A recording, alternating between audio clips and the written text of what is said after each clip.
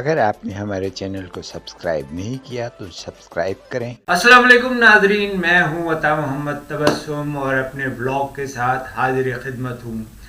آج ہم بات کریں گے عمران خان کے تیسرے خط کی۔ لکھے جو خط تجھے، جو تیری یاد میں ہزاروں رنگ کے فسانے بن گئے۔ ہماری ادبی تاریخ میں خطوط، غالب کے خطوط، لیلا کے خطوط اور بہت سارے خطوط کا ذکر موجود ہے۔ ہمارے سیاسی اکابرین، قائد اعظم محمد علی جناح، علامہ اقبال ہمیشہ خطوط لکھا کرتے تھے۔ یہ خط ہی تھے جنہوں نے اس بر صغیر کی سیاست میں بہت اہم کردار ادا کیا۔ سیاست دانوں کے خطوط ہمیشہ سیاست میں بہت اہم کردار ادا کرتے رہے ہیں۔ بھٹو جن دنوں جیل میں تھے اور جیل سے وہ خطوط لکھا کرتے تھے، بے نظیر بھٹو کے خطوط بھی بہت مشہور ہوئے۔ پنکی کے نام سے انہوں نے خطوط لکھے اور غیر ملکی سفیروں کو اور سیاست دانوں کو اور حکومت کے سربراہوں کو انہوں نے لکھا بھٹو کی رہائی کے لیے۔ اصغر خان کا ایک خط بھی قومی اتحاد کی تحریک میں بہت مشہور ہوا تھا، اور بھٹو نے اپنے آخری خط میں ایسا کیا لکھا تھا، یہ سب کچھ آج کے بلاگ میں شامل ہے۔ تو ذرا پہلے ہمارے چینل کو اگر آپ نے سبسکرائب نہیں کیا تو سبسکرائب کریں، پھر بات کرتے ہیں عمران خان کے تیسرے خط کی۔ دانوں اور اسٹیبلشمنٹ کی لڑائی ہمیشہ سے جاری ہے، اور اس لڑائی میں کون جیتا، کون ہارا اور کون اپنی جان کو ہار گیا، کون پھانسی چڑھ گیا۔ پاک فوج کے سربراہ جناب عاصم منیر نے کہا ہے کہ انہیں کسی کا کوئی خط نہیں ملا۔ ابھی تو میں پڑھوں گا نہیں، اور خط جو ہے وزیر اعظم کو بھجوا دوں گا۔ تو بہرحال خطوط کی ایک اپنی اہمیت ہے۔ عمران خان نے اس خط میں بھی انتخابی دھاندلیوں کا ذکر کیا ہے، جو گزرے حالات ہیں ان کا ذکر کیا ہے، اور جو موجودہ حکمران ہے ان کا ذکر کیا ہے، ملک کی سلامتی کا ذکر کیا ہے۔ لیکن ان امور پر بات چیت جو ہے وہ ابھی تک کسی نتیجے پر نہیں پہنچی ہے۔ ملک کے اندر جو صورتحال ہے وہ ایک ایسی صورتحال ہے جس پر ہر شخص جو ہے وہ کسی نہ کسی طرح سوچتا ضرور ہے۔ ہمارے سپہ سالار نے جو کچھ کہا ہے تو وہ شاعر کے بقول وہ خط کے پرزے اڑا رہا تھا، ہواؤں کا رخ دکھا رہا تھا۔ تو ہواؤں کا رخ تو عمران خان کو بھی دیکھ لینا چاہیے، اور انہیں بھی سمجھ لینا چاہیے کہ ہواؤں کا رخ جو ہے ان کی حمایت میں نہیں ہے۔ سپہ سالار نے جو کچھ بھی کہا اس سے ایک بات کا تو یہ اظہار ہوتا ہے کہ اس وقت حکومت اور فوج دونوں ایک پیج پر ہیں، اور ان کے خیال میں ہمارے خیال میں نہیں بلکہ ان کے خیال میں یہ ہے کہ حکومت بہت اچھی جا رہی ہے، ملک ترقی کر رہا ہے، لیکن جو اندر کی صورتحال ہے وہ لوگ اس کو بخوبی جانتے ہیں۔ کی اگر سیاسی تاریخ پر نظر دوڑائی جائے تو ماضی میں سیاستدانوں اور فوجی اسٹیبلشمنٹ کے درمیان لڑائی دو طرفہ فاصلوں کی خلیج کو وسعت دے کر حکمرانوں کو اقتدار سے محروم کرنے کا باعث بنتی رہی ہے، اور اس کی ابتدا پاکستان کے قیام کے کچھ عرصے بعد ہی سے شروع ہو گئی تھی۔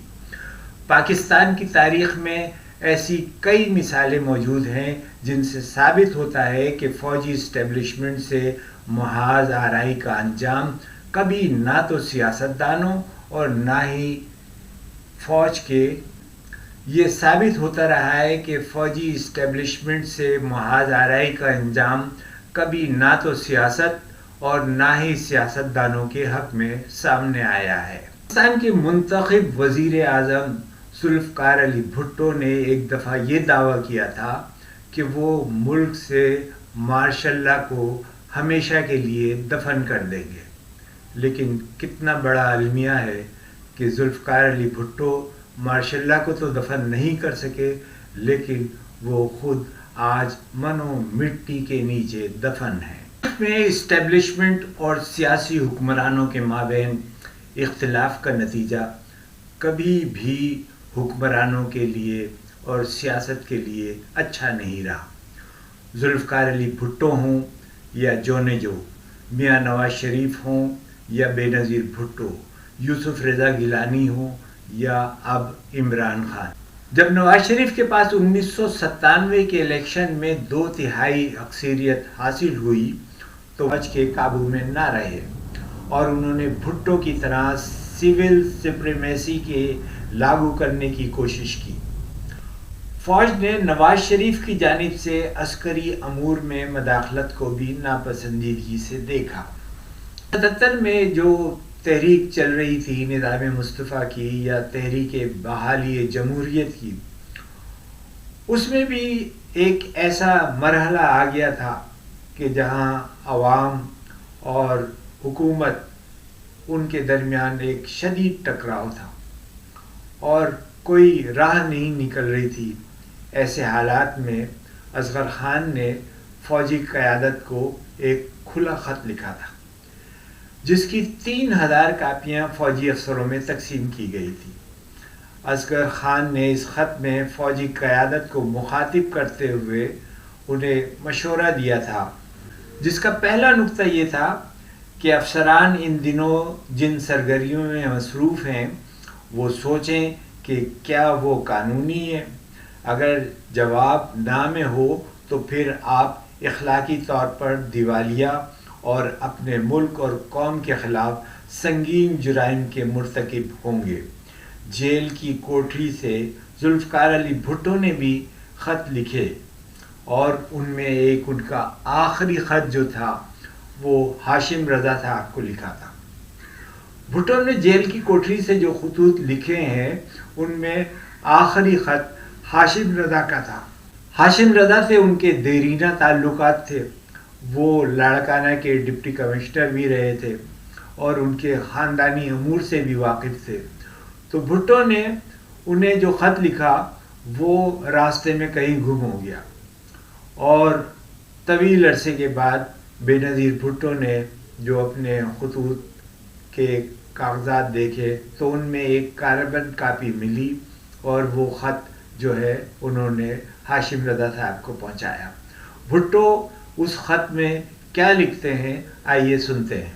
بھٹو نے لکھا، میں وثوق سے کہتا ہوں کہ مشرقی و مغربی پاکستان کو مزید طویل عرصے کے لیے متحد رکھے جانے کے مواقع تھے۔